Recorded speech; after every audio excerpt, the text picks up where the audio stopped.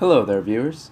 So, for our commentary project, Jake and I have chosen Portal as possibly one of the most mentally stimulating games I've had the pleasure of playing to date. We figured it would create an interesting opportunity to analyze.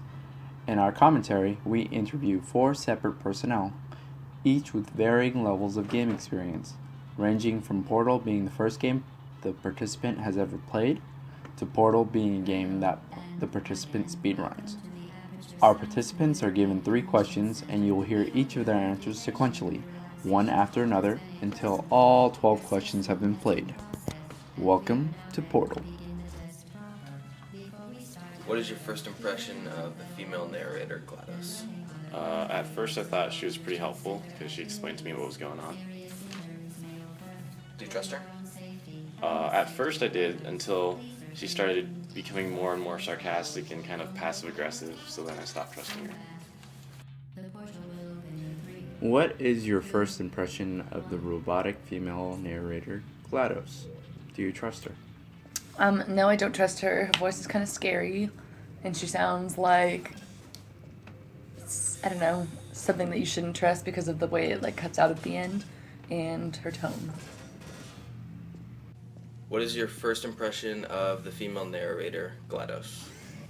Well, at first she was very, useful, but then afterwards it got kind of annoying because she kept being repetitive and saying a lot of obvious things. So I felt like the first part was alright, but then the next part, towards the end, it was kind of useless. Did you trust her?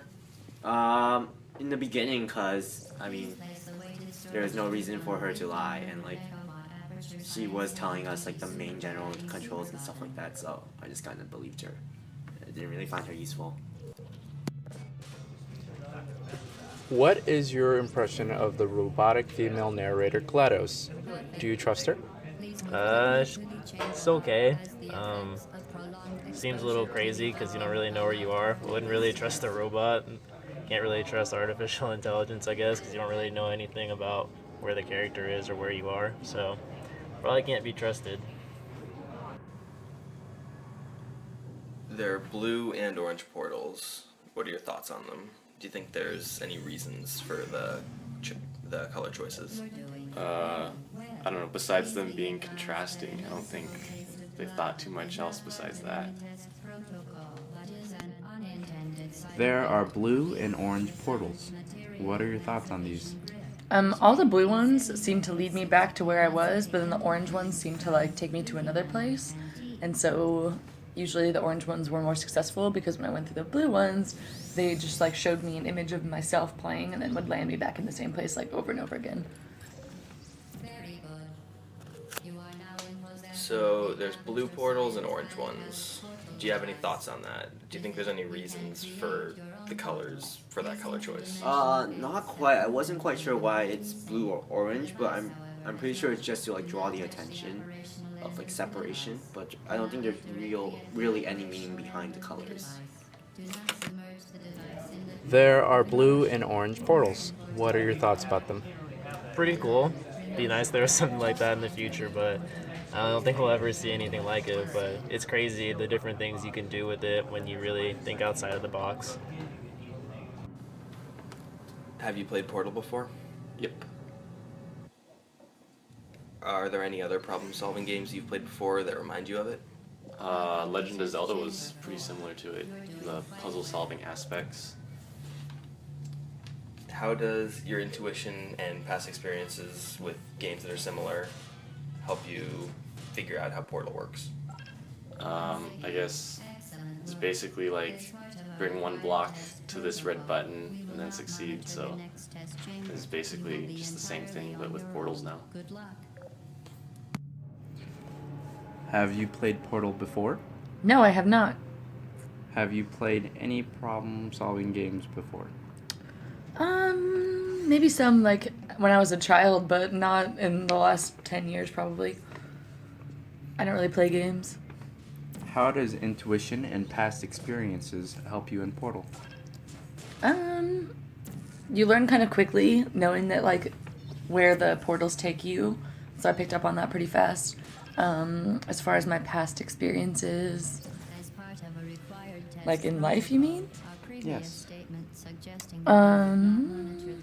My intuition definitely helps me because of I have a strong sense of fear of danger, and so I was like going towards what I thought was least dangerous, and I don't know. I just kind of trusted myself and then rolled with it.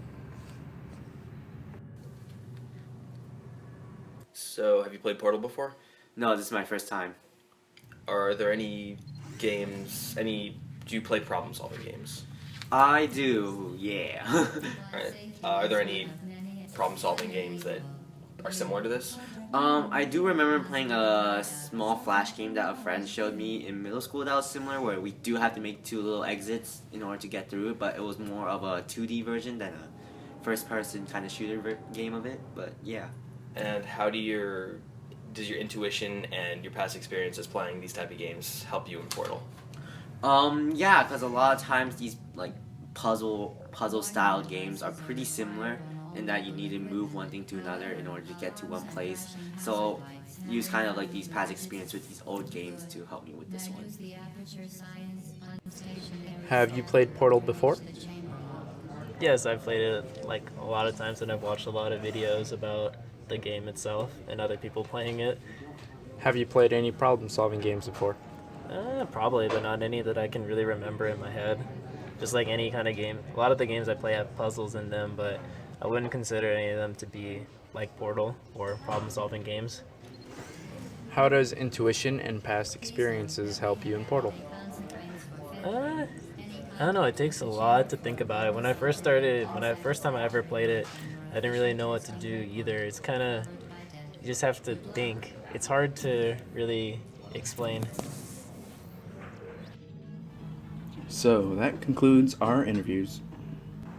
Yeah, so we'd run each of our interviewees through the first 5 or so test chambers before we started asking questions. Brian, you got our first question? Yeah, so our first question was, what is your first impression of the robotic female narrator GLaDOS? Do you trust her? Our interviewees came to a unanimous decision, without the help of each other, that GLaDOS was untrustworthy. They didn't like her satire, they really didn't like her abruptness. She was kind of overbearing, per se, was what they all thought.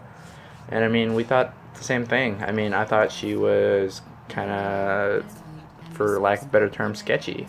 She was very, very satirical and hard to trust.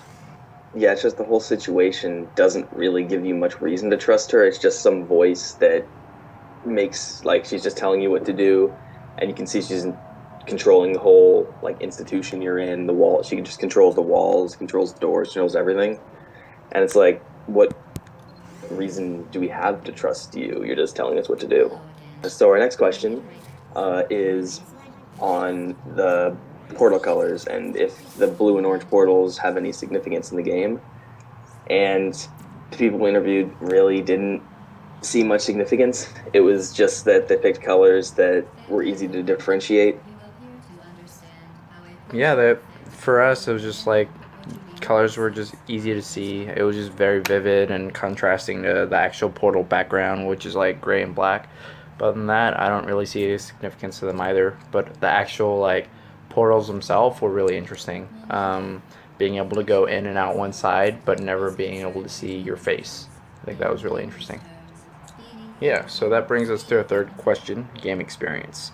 So we asked, have you played Portal before? Have you played any problem-solving games before? And how does intuition and past experiences help you in Portal? From what we interviewed, the interviewees that played Portal before, everything was really easy for them. I mean, it was a sort of ludic phronesis where they made their ergodic work really easy. And the people didn't play Portal before was really interesting to watch. It was basically, it depended on their functional interactivity with the game itself and their inherent intuition to be able to figure out the puzzles and the problem solving. Yeah, there were a few different levels. We had people we interviewed people who had played the game through multiple times. We had people who played games that just didn't play Portal, and we had people who just didn't play games at all. People who didn't play games at all had different sets of problems. They didn't have any ludic phronesis to base the experience on, so they didn't really understand everything right off the bat. And things like functional interactivity, it just made a little less sense how the controller worked at first. And they said worked on that to figure out how everything worked before they could start thinking through the puzzles. And someone who knows how to play for FPS games, they don't have any trouble with that. They can just jump right into figuring out how the puzzles work. So finally, we were just going to talk about our experience with watching our interviewees, and that was definitely an interesting experience. I'd replayed the game just prior to doing the interviews, and so the puzzles were also still fresh in my head. So I'm watching these two people not able to see the answer to the puzzle, which is sitting right in front of them. I can see it, they can't, and it's just this, honestly, a little frustrating, but just really interesting experience and just watching them try to figure out how the puzzles work.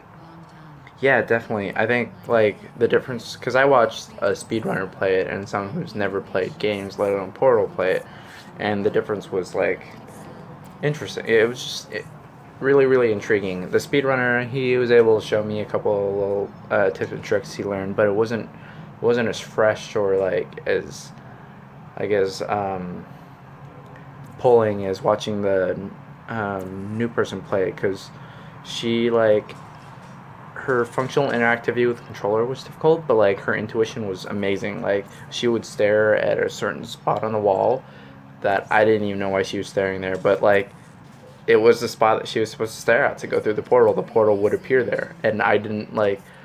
There was no signifier to point her in that direction, but like it just became natural intuition, and I guess kind of guided her to the answer. So it was interesting. All right, so that was our game commentary interview project.